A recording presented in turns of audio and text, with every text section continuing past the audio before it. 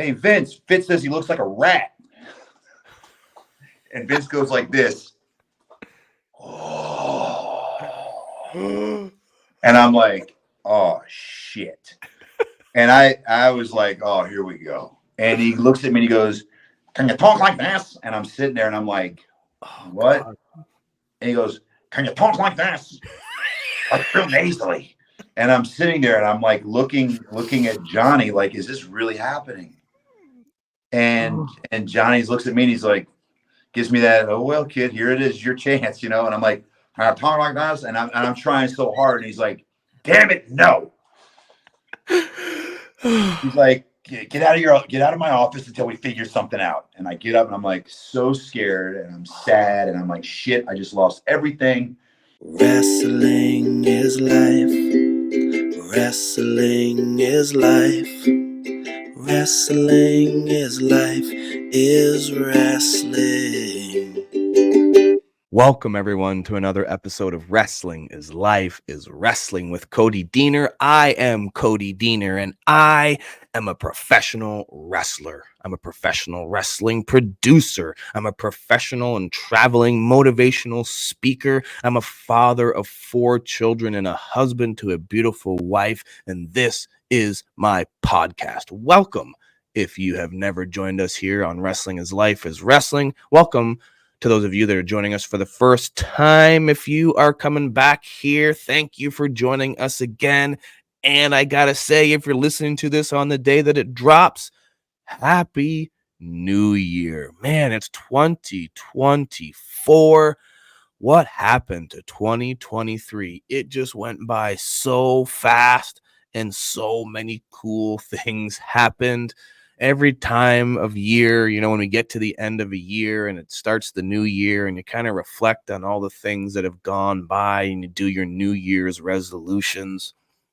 I don't know. It's kind of a cool time to just do a little bit of a reset and also a time to reflect on the things that you've accomplished as you're maybe trying to reset and recalibrate whatever your goals and dreams and things that you want to accomplish in the new year. I know I'm like that. I've said it a couple times on this show. I'm not like a vision board, write down my stuff type of guy. I kind of just think about these things and I meditate on them and I speak them out, sometimes with friends and sometimes right here with you guys here on this show. And one of the things that I'm super excited about this new year is the return of TNA Wrestling. We have Hard to Kill coming up January 13th in Las Vegas at the Palms. I'm super excited about the return of TNA Wrestling and excited, like so many wrestling fans are, of who is going to show up at Hard to Kill. I'm pumped to find out, just like all you guys are. You can get that on pay-per-view and the brand new, really sleek, super easy to handle, and really revolutionary new streaming app that we have, TNA Plus. Go check out TNA Plus. Not only are you going to get the entire back catalog of all the TNA and Impact wrestling shows that feature yours truly, as well as my guest today, you are also going to be able to get each and every premium pay-per-view on the streaming service on TNA Plus. That's a huge new development. Totally awesome bang for your buck. So head on over to TNAWrestling.com and you can subscribe today to TNA Plus. Talking about subscriptions, that's one way that you can support this project that you're listening to. You can subscribe and become a patron. A patron? I almost, every time I say patron, I want to say Patreon because our patrons are patrons, but are they my patrons or my patrons? You can call yourself whatever you want, but you can just call yourself a supporter of this project if you go to patreon.com/Cody Deaner, and you can listen to all of the episodes early and ad-free, no commercials, no editing, no spliced into part 1 and part 2. It's the full conversations with my guests. You can also head on over to my Patreon store at patreon.com/Cody Deaner, and you can buy individual audio and video episodes if you just want to kind of pick and pluck certain episodes out rather than becoming a subscriber and monthly supporter, you can go do that as well. You could also go get yourself a t-shirt at prowrestlingtees.com/Cody Deaner that features one of the new t-shirts. There is a Wrestling is Life is Wrestling with Cody Deaner t-shirt. Pick that up today, or get a personalized video from me to you over at cameo.com/Cody Deaner.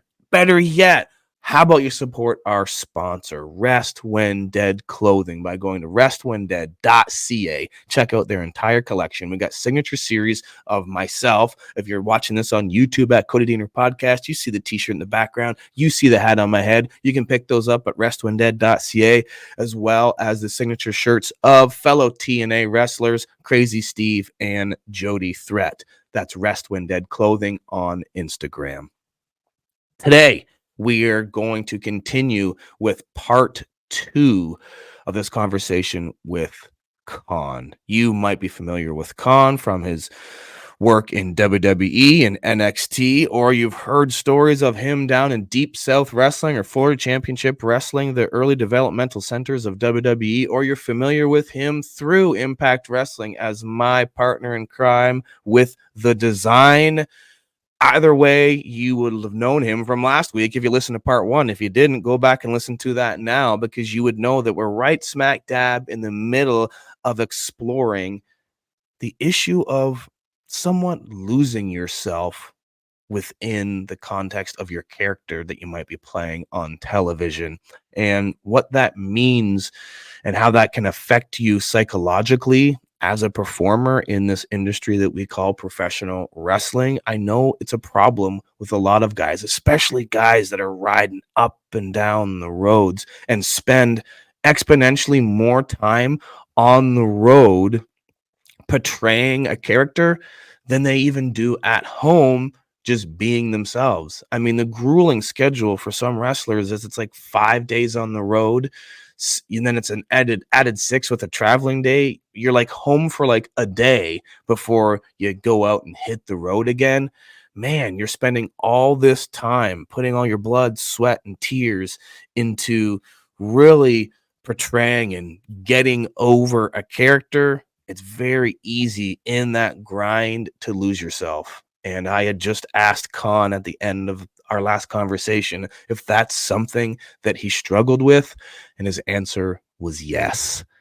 Now we're going to learn, what did he mean when he said, yes, that is something that he struggled with, and how did he deal with that, and how did the people around him deal with this situation that is very common in the professional wrestling industry. That's just one thing that we're going to be talking about here in part 2, as well as some other really cool stories and insights and lessons from the very insightful Big Kon. So let's head on over to part 2 of my conversation with the very talented, my partner in crime from the design, and just my really good friend, soon to be yours, Kon.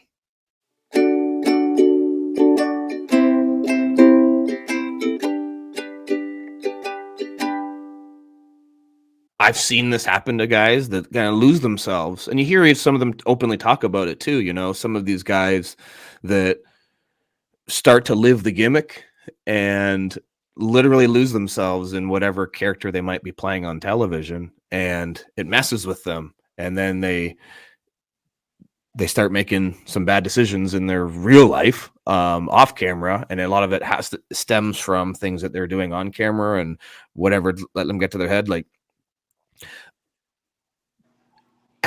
have you ever struggled with that? I mean, you're someone who has been on WrestleManias. You've done, like, you've been through the system. You've wrestled and worked for the largest wrestling company in the world and on the planet. Was that something that you had to deal with at all for yourself? Yeah, you know, honestly, it was. And you know, I did. It's really on a level like that. It's so easy because you're doing it so much. You're home 2-3 days a week, maybe, so you don't have that time to really connect with the real side of yourself because you're always on that go and you're always into that character and that persona. And it takes a lot of work, mentally, spiritually, I'll be honest, and you be able to step back and step outside of those shoes and just say, well, maybe I'm getting a little too big for my pants right now. I need to, check myself, and I've been there and I've done that. And that's why I think it's so easy for me to talk about it. Especially when I talk to the students and stuff and I always do, I always preach that you should always treat people good. I firmly believe that. I'm not saying I'm perfect by any means, but the thing is and I know you've heard this, you treat the people the same on their way up or on your way up because you're going to see them going down. Mm-hmm. And another thing too, is I tell the students too, for me, it's if you're just honest and you're transparent and you kind of have everything out there, you can't go wrong. You can't, you're not going to be a bad person. You're not going to have to lie. I was with WWE for 13 years and I'm a firm believer. The reason why I was with them for so long was because I was easy to get along with. And I like to think that maybe it was because, people like being around me, maybe, I don't know, but everyone knew what they were getting with me. And it was just a matter of respect. I always had respect. I would show up generally pretty early. It's like the recipe for success, basically. Yeah. I think that's a good lesson for the majority of people listening to this are not wrestlers, not in the wrestling business, but they have a job and they're maybe they're in work for a certain company and they're maybe trying to move up or kind of better their position that they're in financially, wherever you're at. There's one thing that I learned early in the wrestling business that you're kind of talking about now is it's important to get over in the wrestling business with the audience, because they're the ones that are they're going to be buying the merchandise and they're going to keep the channel on if you're over with them. However, to have lasting success in wrestling, you got to get over with the locker room. And the way you get over, everybody gets over in the locker room for different reasons, but the one way is the way that you just said, is just be a good person and don't lie, be honest. And then you don't have to worry about, well, what did I tell that person? Because you just be honest and a good dude, and you'll just get over as a human being with people. That can be difficult for some people because it takes time, because it takes time to earn some people's trust. Yeah. But if you just do that and conduct yourself that way, you get over in the locker room. And then in wrestling, what's cool about it, and this is where it's different than other jobs, but in wrestling, if you get over with the people that you're working with, they want to help you when you need it. So because this is a give and take business, you're only going to be as good as the person across the ring as you want you to be. Right. So they will help you and make you look good if you're a good person. And then that translates to other businesses too, right? Like there's a lot I've learned in being in other businesses, man, you hear about wrestling being political. There's a lot of other political industries out there that, Katie at the desk over there in the corner might start talking crap about you because of something she heard and is going to try to not let you get that promotion because she's the backstabber. That happens in an office just as much as it happens in the wrestling business. So if you can get yourself over with Katie, and just be kind to Katie, then maybe Katie's not going to talk that smack about you to the boss when you want your promotion. Like it's really life lessons, man, which is wrestling is life was wrestling. Yeah, and to me, it sounds like Katie needs a hug. Yeah, right? Katie needs a hug. Now, man, we've been talking for quite a while already. We haven't even talked about... Oh, my God. Dude. Yeah, dude. We have. I just need time. Yeah, man. Like, we've been talking about, and we haven't even, jeez, dug into some of the main stuff that, I mean, we don't have to go deep into it, but I know there's people that want to know and kind of hear about your being in Deep South and FCW and going on the road for WWE. Like, I guess for me, I I'm interested and curious about your initial journey into the developmental system, because my only real connection is doing some tryout matches and doing extra work and trying to get on the road with the WWE. And I remember how I felt doing that, like walking on eggshells and that freaking pit in my stomach of just rumbling and going, oh my God, don't say the wrong thing. Don't open your mouth, just shut up. But is that, I just, you know what I'm talking about, that feeling. What was it like when you actually get that contract and you go to work and you're in the developmental system? How does that compute in your brain, and what is that experience like? Well, okay. So, there was definitely eggshells, Yeah. but when I came in specifically, right? Like, I like to think that I was already taught about respect and being humble. There was a gentleman down here by the name of Dave Johnson who really took me under his wing, and I was hanging out, I would imagine, with the wrong people without realizing it. And then one day he pulled me aside and he said, "Hey kid, listen, if you start to step in shit for too long, you start to smell like it." Wow. And I like that. I like that. That's powerful, man. And so that's how he smarted me up about with the groups of people that I would be around. And then so he started teaching me, little pieces here and there, and, how to be professional. If you want to look like a star, dress like a star. If you want to be treated like a star, act like a star. Just be on time, dress nice to impress, and these were little things that were given to me on the indies, and guys would come in, as they come in with, shorts and sandals. And well, that wasn't the way that I was taught to do that. I wanted to dress to impress. I wanted to represent not only the company, but myself. That was the way I looked at it. So I already had that mindset going into the developmental territory. And, you go in there, and I didn't know what the hell to expect, honestly, because, quite frankly, I really didn't know much about where I was going, or honestly, I didn't even know who I was going to be rooming with. I didn't know where I was going to be living. I just kind of got my paychecks and I just went up there. So as time went on, yeah, you're walking on eggshells and stuff, but I think over time you start to kind of find your way through things, and what to do, what not to do. You kind of acclimate yourself to every situation. So for me, it was always nerve-wracking at first. But as time went on, I kind of again, if you're a good person, you build, you build like these bonds and these friendships, and like you were saying, people want to help you. So, and people being, guys like Bill DeMott at that time, Jody Hamilton, the assassin, Dave Taylor, Brad Armstrong, rest his soul, I mean, even like guys like, where a lot of it started too. A gentleman that you and I know, Tommy Dreamer, had a massive part with where I went. Him and Sarge have been the two most influential people in my life. Mm. And, so if I ever had a question or anything, I always had those rapports to where I could reach out to people and be like, hey, should I or shouldn't I? How should I approach this situation? So I was never really nervous about anything.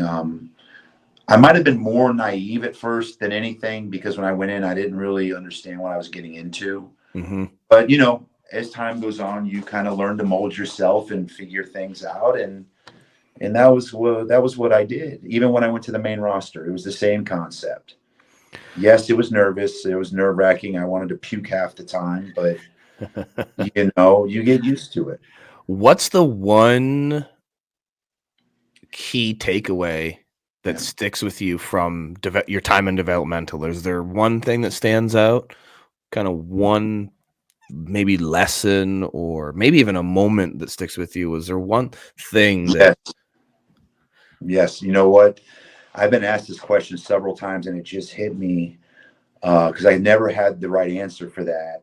I'm sorry, I didn't mean to cut you off. I just didn't want to lose this thought. No, yeah, I'm interested. I took a flight from Tampa to LA with Jerry Briscoe. Hmm. And I'll never forget this.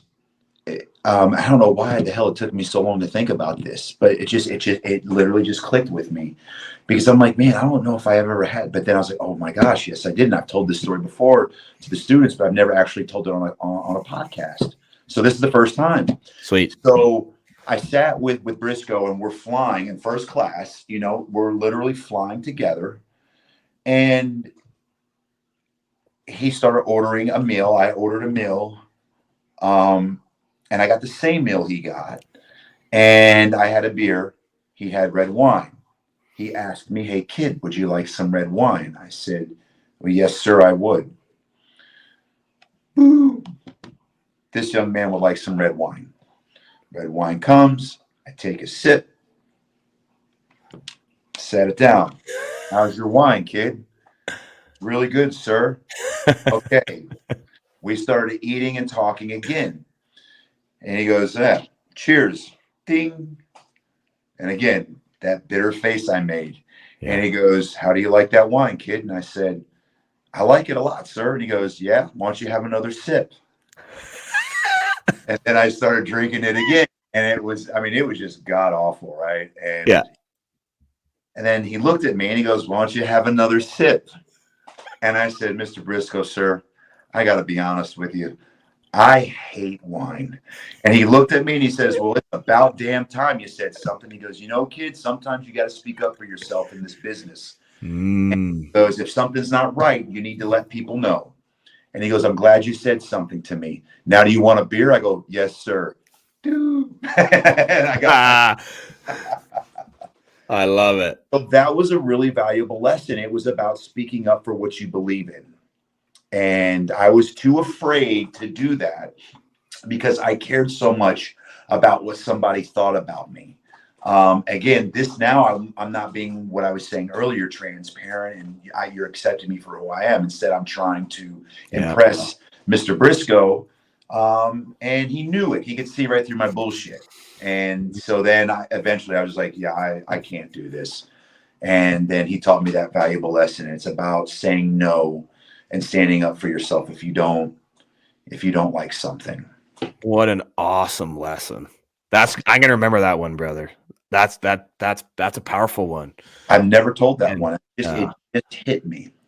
Oh man. But before I forget, I want to make sure this happens. I'm gonna do this at the end, but I want to just do it now because you mentioned it a couple times. You said students. You have a wrestling school. I want to make sure that everybody knows about this wrestling school and we can plug the hell out of it, because if that's a lesson that's being taught at this wrestling school, that's a pretty damn powerful one. I really wish that I would have heard that same story and got that from my trainer when I was going to wrestling school. So what's the name of your wrestling school? What's the information so people can look it up? So it's called the Wrestling Lab. And it is basically, it's got a gentleman by the name of David Mercury, Jay Lethal, and myself. Every now and then we get Matt Seidel who'll go there. And so we're the four coaches there. But yeah, it's called the Wrestling Lab. You can reach out to any of us. You know, we've trained over 100 students. So it's great coaches, great coaching, different aspects of the business. And we do everything from, you know, teaching you how to properly wrestle to, you know, the promos or the marketing aspects of things. We bring in people to help with, you know, promote promos or anything with character development and things like that. So, yeah, check it out. The Wrestling Lab, man. Like we love helping people that want to be helped. And it sounds to me like I've found this when I'm talking to young wrestlers and I'm teaching them lessons. This is the reason why I named my podcast what I named it, is you're not just teaching them wrestling lessons, you're teaching them life lessons. So what you just said, as you know, you got to know when to stand up for yourself. That is a wrestling lesson, but that's a life lesson. Yes. A very important one.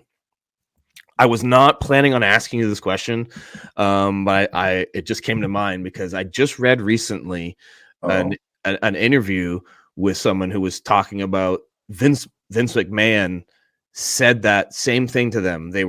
Vince was like kind of yelling at this person. I think it was Chris Jericho. I don't remember, but they were kind of like talking to this wrestler who was a top guy. And he said in his Vince McMahon voice to them, "Oh, damn it. Don't you understand? I'm not trying to teach you wrestling lessons. I'm trying to teach you life lessons."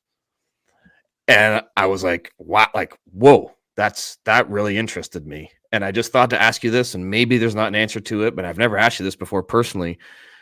Did you have any interactions with Vince McMahon where you maybe looking back on it went, oh, that might have been a life lesson that he was trying to teach me, or anything? Like, did you have any interactions with him that maybe stick out to you, good or bad? And by the face you're making right now, I don't know if it's good, or maybe you don't want to share. I don't know. But, no. It's good. It's so. Oh, I forgot to tell you at the beginning before we recorded. If you say anything that you want to have edited out, we can do that. So, that's no fun, man. Then that's okay. Fun. You gotta kind of just like go with it, right? All right. Yeah. Well, so one day we were trying to find a character for who I was or what I was going to be, and this was during the times of the debut of Kofi Kingston. So this was some time back, right? Yep. And I was supposed to debut around that time, originally. And that's really, that's going way back, right?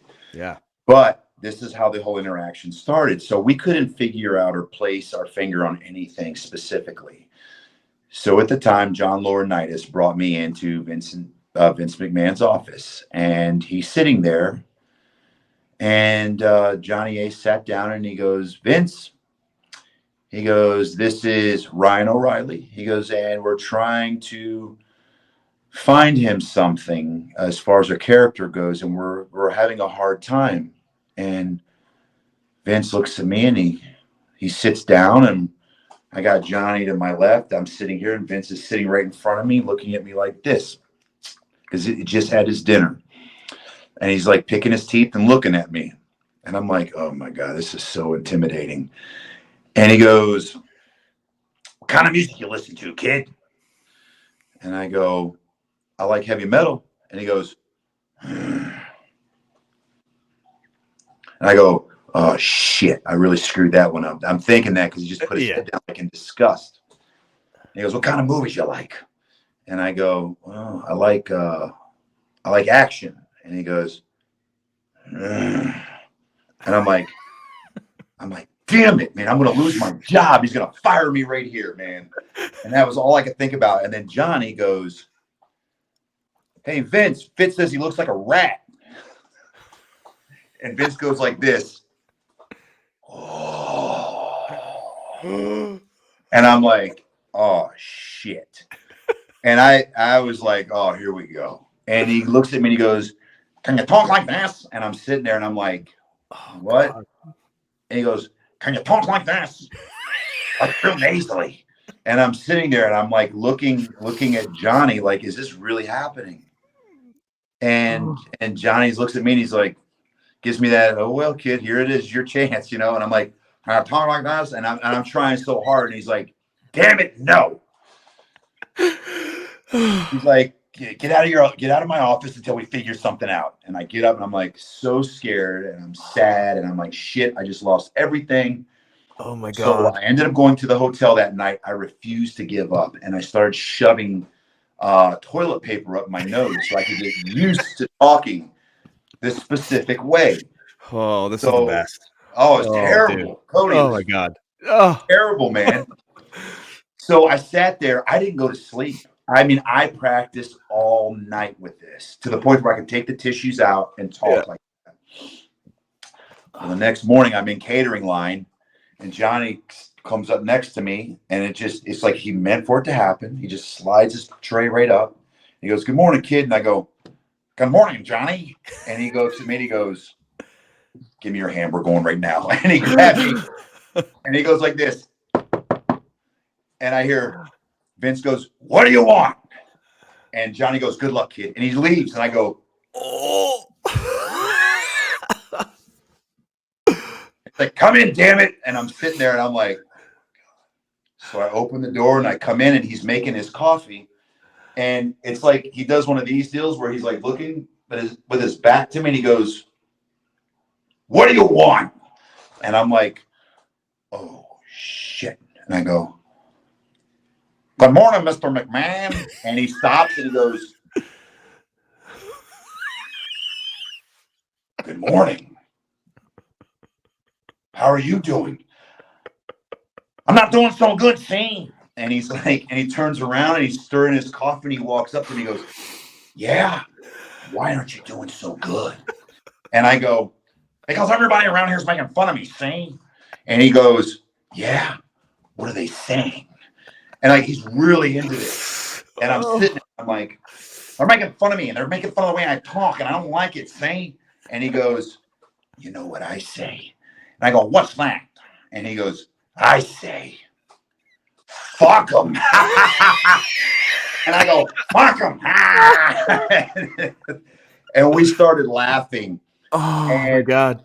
It was one of the most insane moments, probably the most insane 12 hours of my life. Yeah. Because I had never, next to see, of course, having my son born, but I had never in my life seen a grown-ass man look at me, talk to me like this, tell me to get the hell out of his office. And then you got this kid trying to figure out how to talk like this. Then he talks like this. And then I started having a normal interaction with him. Throughout the day, Cody, I was walking through the hallways and he's like, how you doing, kid? And I go, I'm doing good, sir. He goes, what did you say? And I'm like, I'm doing good, sir. See? Like that. And he's just like, that's what I thought. And he just kept on walking. And I was just like, man. And, you know, you look back at that and it's like, fuck, that was crazy. But damn, it was so good, though, when you look back at it. And, you know, it's just, you know, it just, I think about that and I'm just like, you know, to impress a billionaire, you know, who's seen everything. And it said a lot. And I was proud of myself to be able to stand in front of him. And I was so scared, scared. But I did it. And, you know, it was just all about, you know, kind of believing in myself and standing up for what I believe in. It kind of goes back to, you know, the wine story. Like, what you feel is right, you do.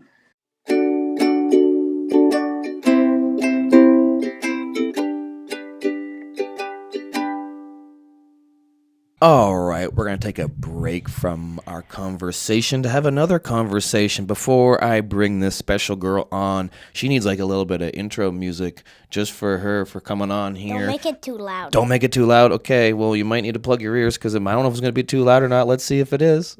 Is that too loud? Yeah. Oh, man. Woo! Welcome back to the show with this very special guest of mine who's going to talk to us about one of our sponsors. What is your name, little girl? Hallie? This is Hallie. And how old are you, Hallie? Remind everybody. 7. 7. This is my 7-year-old daughter, Hallie. Thanks for being on this show. We wanted to talk to our listeners about food. And I said, well, let's talk about food for this commercial. And what type of food did you say we should talk about? Healthy. Healthy food. Do you like healthy food? Yes. What kind of healthy food do you eat? Carrots. Carrots. Cucumbers. Cucumbers. What else? Is that it? Rice. Rice. You love rice. What else? Salad. Salad? Yes. What kind of salad? Any types of salad in particular that you like? I can't think of the name. Oh. Do you like Caesar salad? No. Well, I don't even know what kind of salad you like. You just love your vegetables, though. Because you love healthy food.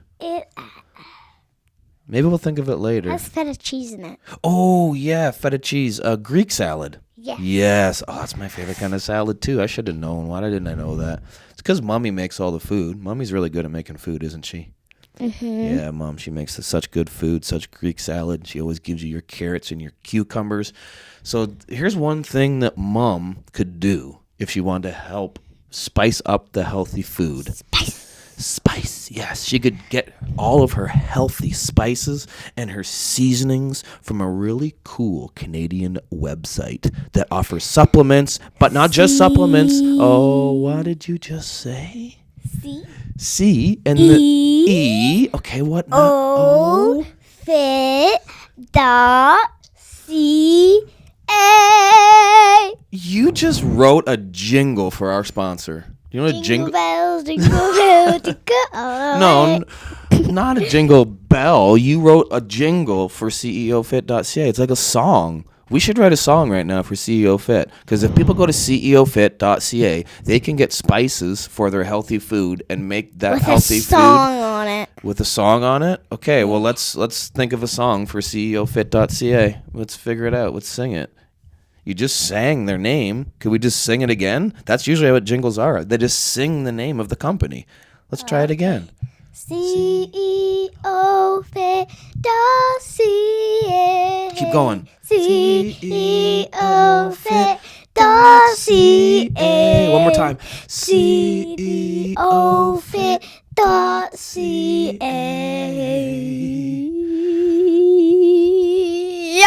What an amazing ending. Our sponsor, CEOFit.ca, is going to be so happy that my 7-year-old daughter, Hallie, wrote a jingle for them, because now our listeners aren't going to be able to get that song out of their head. They're going to be walking around all day. They're going to go to work after listening to this podcast. They're going to be driving down the road in their car on their way to work, listen to this podcast. Then they're going to remember this jingle. It's going to be stuck in their head all day. Keep going. Yeah. CEOFit.ca. CEOFit.ca. They're going to have that in their head all day long, and they're going to remember to go to CEOFit.ca. Oh, we should tell them this, because as they're singing that jingle, they should know that if they go get these spices for their healthy food and their supplements, if they spend over $120, this is for our Canadian listeners only, we got a special deal for you, over $120, what happens? What do they get? Free shipping. Yes, let's say that again. Free shipping. Maybe we should sing that so they will remember that they get free Free shipping. shipping, free shipping, free shipping, free shipping, free shipping. Oh. That was amazing. They're going to know they get free shipping if they spend over $120. Let's sing this song one more time as we say goodbye to our listeners. CEOFit.ca.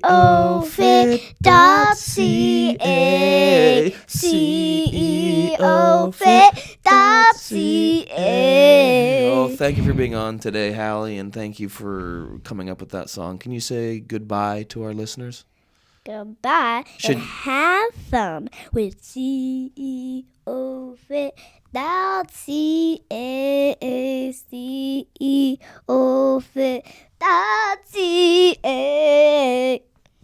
Bye.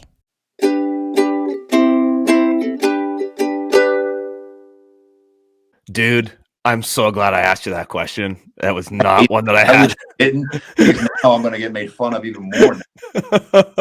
But no, dude, that was insane, man. And it's.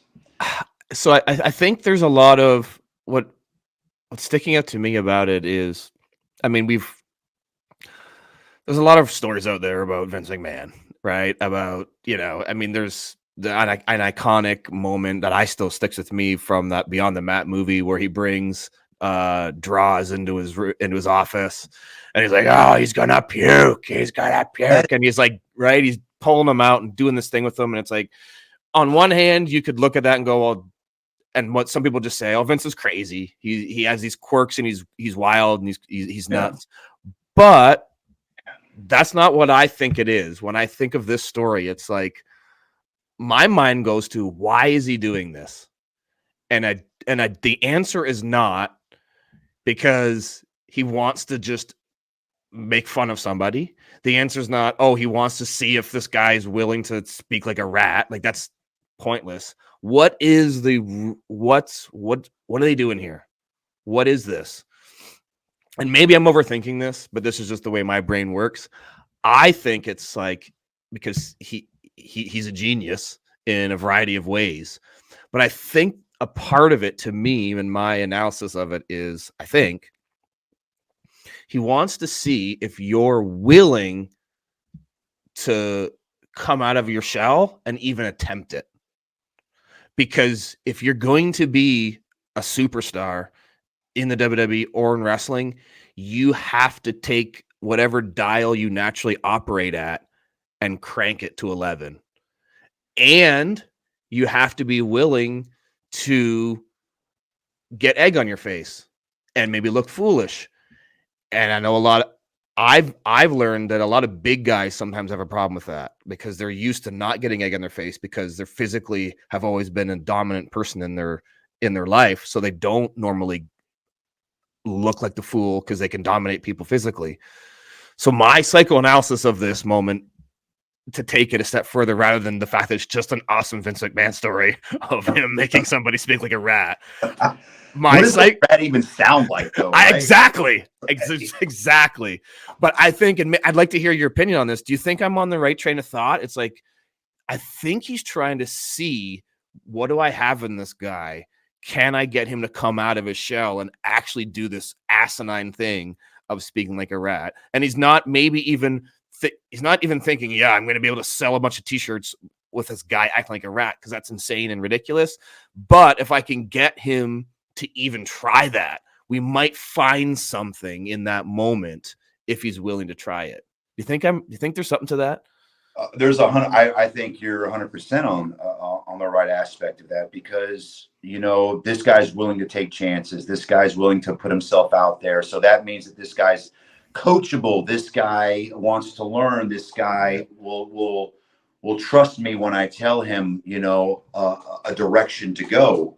And you know, yep, that's what it is. The thing I didn't mention with that story was that week, I believe that I was doing an MSG live event, or dark match, and I think it might have been with D'Lo, and I had to cut a promo in that voice. He wanted me to go out there and cut a promo in that voice in front of people. So it wasn't just talking to him; it was talking to the public as well, you know, in that arena. And that's scary, man. Like to put that wall down and to say, go ahead, you know, and to look like an idiot. Yep. It also says you don't have an ego. Like, that's another thing, because, you know. Yeah, man. I think there's all those things. And that's, even though it's a hilariously insane story, it's a life lesson. There's a life lesson in that, in like, stay humble, you know, be willing to put yourself out there. And it's when you're willing to do that, as long as, because it's really hard to, it's hard to work with someone with an ego. And it goes, as you know, and it goes back to what we talked about, the three people coming to my mind, you know, Sergeant Slaughter, Tatanka. I mentioned Ricky Steamboat in passing, someone I've admired since I was a kid, but like Gerald Briscoe, guys like that, they all have stuck with me and you as people in our lives, Tommy Dreamer, because they are humble and they don't have a huge ego, right? And that's why those guys have been one of the reasons they've been so successful in wrestling. And you're not going to find success if your ego is super inflated. There's something to that for sure. Yeah, I mean, I totally agree with you. I mean, you don't want to. You've seen a lot of people come in with egos. They're great wrestlers, but at the end of the day, they don't end up sticking around. You know, there's so much more to it than just being a good wrestler.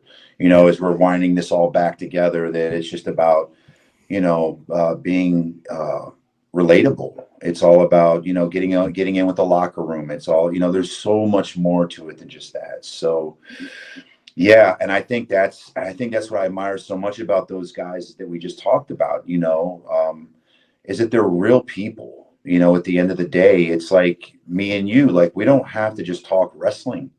Yeah, we talk about a weekend or a vacation coming up or just anything. You know, it's unrelatable. Like, Mr. Briscoe, you can talk cars with him. You know, like, I mean, it's just really cool to be around that. Yeah. I want to ask you this question that I think I already know the answer to. But I think it's going to help people, because everyone's will take this different, but I have found in my life, and this relates to what you were just saying, and we don't always talk about, very rarely do we talk about wrestling. We talk about other things in our life. I have found in my life that in the long career I've had, and you can relate to this because you've had a very long, successful career with lots of ups and downs. But in order to, I guess, stay sane and happy in our lives, we have to find a source of joy outside of wrestling. I learned from looking at other people and from the miserable people I saw in wrestling. I would start to, the one common thing I found in all the miserable people I was looking at in the business was, oh, I know what their problem is. They're basing their joy on their success in wrestling. And that's causing them to be extremely unhappy, and they're a miserable person. And all the other people that I was finding that weren't miserable had a source of joy outside of wrestling. I know what my answer is on what's the source of joy that I've found outside the business, and I'm pretty sure I know what yours is too. But what is your source of joy that you have found outside of wrestling? It's my son. Mm-hmm. Super easy. It's my son. He's my son. He is the reason why I have changed so much in my life in the past however many years. My mindset, the way I think, the way I spend my money, the way I invest, anything like that. It's been my son. That's my source of joy. And two, and not to detract from the wrestling school, because I haven't been there for a few months for obvious reasons, but that's a big source of joy I have too, because not only am I out there performing when I perform, but I'm also giving that knowledge back, which makes me feel resourceful. And that brings me happiness, to be able to give back, because some of the relationships that I've built myself with these students, it goes so far beyond wrestling. It's more, I've held kids that have cried in my arms, which blew my mind, because I'm like, you're a coach, you're just a coach. No, there's so much more to it than that. Wow. So that school to me also is a place where I find a lot of joy. My son and the wrestling school for sure right now. I feel like the common thing in that, and where clearly what you're hitting on, is you're living for something outside of yourself. It's not selfish, right? Like one of the reasons your son is your source of joy. It's like you're doing things for him, and it's an unselfish act. You're living for somebody else, and it's not about you. It's about someone else, which is exactly the same thing in the wrestling school, right? It's not about what can I get out of this scenario or situation. It's about, what can I give this person? How can I pour into them? How can I help them? And it becomes a selfless thing, which, sounds very like a Hallmark card. Like it sounds cheesy, like not living for yourself and living for somebody else, but that is true. That's where you can really find true joy is, hey man, it's not about you. It's about others, and living for others, and living outside yourself to try to make the world better by helping somebody else. Right. It's about giving back, man. It's about everything that you've learned in life, making sure that you help other people out, man. Dave Ramsey, I'm a big fan of Dave Ramsey. He's always said it, that, step 7 is, it's the most impactful step, and that's, charity. It's giving back. It's not only financially, but spiritually, mentally, whatever it may be. And that's where I found my joy. And that's really what helped with my sanity, because there's points, I think, where, times were dark, and that had a lot to do with what helped me find the light, so to speak. Yeah. Well, I think that's important for people to hear, man. I mean, we didn't really get into it, and we don't really have time. I've already taken up a lot of your time, but without getting kind of into the specifics of that, you just kind of mentioned there in passing, there's somebody out there is struggling, potentially, whether it's, mentally or whatever they're dealing with. There's people man, life is hard, dude. You know this. I know this. There's somebody out there listening to this right now that's going through a tough time. I know one piece of advice that I would give them is it can be hard, especially when it feels so personal and the struggle that you're going through really feels like it's all about you. But if you can somehow do something even today for somebody else, you might be surprised that that's actually going to help you out in the sense that you're just doing something for others. It's going to end up helping you by doing something for others, and it sounds like that's kind of a similar piece of advice that's kind of helped you through whatever dark time you had to go through. Yeah. It's all purpose, right? Like it's, helping, it's just helping because that helps you, and I think we all go through dark times and we all struggle in our own different ways, and it's just getting through those patches. I was always a firm believer that God never gave you anything that you can't handle. And I can always find the silver lining and stuff. And sometimes it's hard to find the silver lining, but I think in the grand scheme of things, once everything kind of passes and you step back and you look at it, you're like, oh shit, I didn't see that. Like, okay, like now I get it. I understand now. Oh, fireworks again. Someone's listening to this conversation, this great life advice, and they're like, yeah, man, this is good stuff. And they're hitting those fireworks, man. I love it. Yeah. Well, I one thing that I also believe too is finding the right people. I love that line that you said earlier, which is basically, or another way of saying what I'm about to say is making sure that you surround yourself with the right people and the people that are going to only fill your life with positivity and are there to genuinely help you. Another cool way of saying that is, don't step in shit, because you're gonna start. If you step in shit, you start to smell like it. Yeah, right. Like Abe Johnson. Yeah, I love it. And that lesson is very similar to something I tell kids when I do my speaking is, show me who your friends are, and then you're gonna show me who you are. And if you're hanging around with jabronis that are making dumb decisions, I already know what you're doing right now. You're probably making some bad decisions. So I know for my life, I want to just make sure I'm surrounding myself with positive people and people that I know are for me, not against me. And, to bring this full circle at the beginning where we were putting each other over and talking about why we liked each other so much, I will end it for my ends and saying, you're one of those people to me. You're definitely one of those people to me, and you're somebody that I want to make sure I surround myself with because you're for me, not against me, and you're my brother. I love you, buddy. I love you too, man. Now, can you get some background piano going on? In post, I'll try to find a sweet little piano tune. Yes, I will never forget that. I'll never forget getting in the ring with my brother Kon and playing the piano. And it was fitting. I was playing Stand By Me. That was the song that I played. Yes. I played Stand By Me on piano. Very fitting. You were damn good at it too. I couldn't believe it. When you started doing it, I sat there and I was like, well, would you look at that? Would you just look at it? Oh man, I love it. Thank you for doing this, brother. I wasn't sure what to expect. I just expected. I think it was gonna be good. I sure as hell wasn't expecting some of those awesome stories that you told.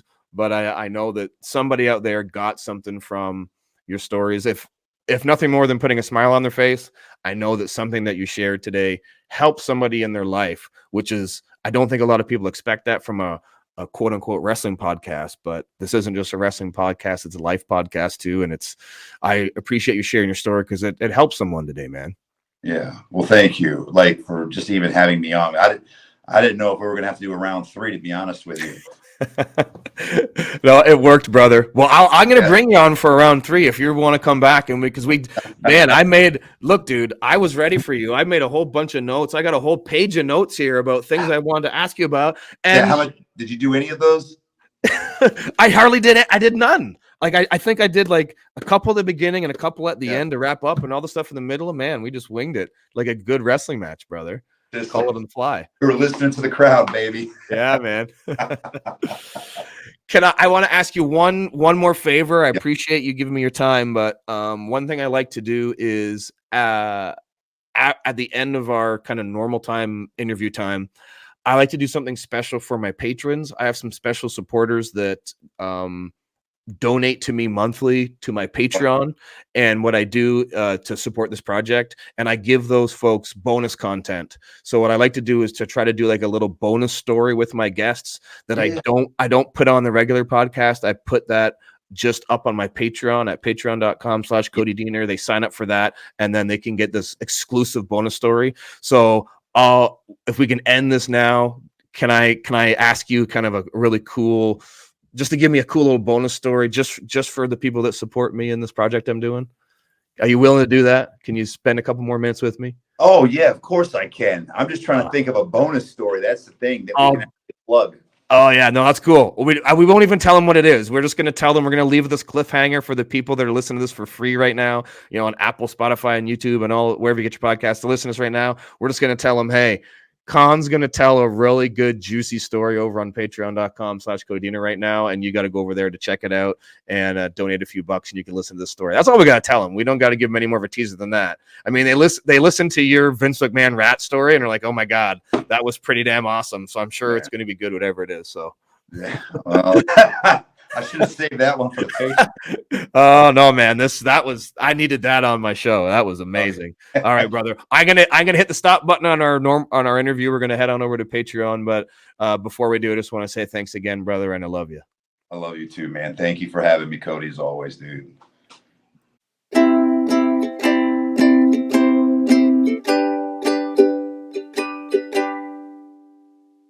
That's going to do it for another episode of Wrestling is Life is Wrestling with Cody Deaner. I told you guys that this conversation was going to be awesome. I just want to say thank you again to my good friend Kon for being so open and honest and telling some really wicked, awesome stories, including the really hilarious story that's a bonus story. You're listening to this free version right now. You don't get to hear this really cool story that Kon tells me about being in MSG, Madison Square Garden, the mecca of professional wrestling. He wrestled there on Christmas Day against Heath. He's got kids, and Rhino. And he tells me about the hilarity that ensued on Christmas Day in MSG. If you want to hear that story, head over now to patreon.com/Cody Deaner and you can get that bonus story right now.